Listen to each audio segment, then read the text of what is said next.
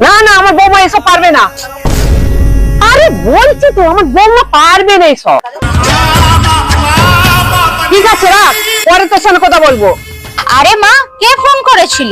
এই বৌমা, আমার বন্ধু ফোন করেছিল আর নাতিকে পড়াবার জন্য। আমি পরিষ্কার বলে দিচ্ছি আমার বৌমা পারবে না, সেই জন্য আমি মানা করে দিই। আরে মা, আপনি বারণ করলেন কেন? আমি ওর নাতিকে পড়িয়ে নিতাম।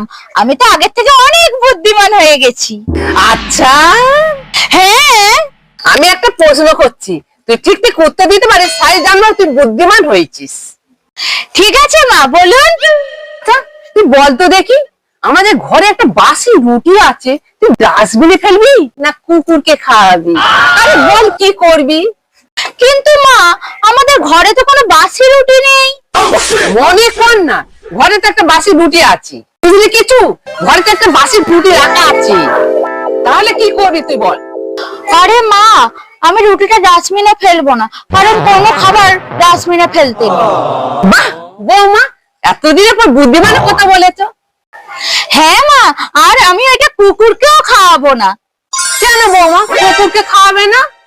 কেন না মা, আমরা তো রুটিতে ঘি লাগাই, আর কুকুরের পেটে ঘি সহ্য হয় না। তাহলে কাকে খাওয়াবি? আরে মা, আপনি অত চিন্তা করছেন কেন?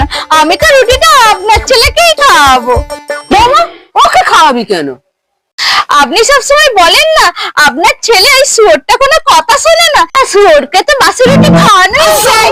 হে হরি, আমি মুখে বলি বলি সত্যি সত্যি শুয়োর বানিয়ে দিলি আমার ছেলেকে। हे हरि राम कृष्ण जगन्नाथ प्रेमानंद, ये क्या हुआ? गला में पानी आ गया।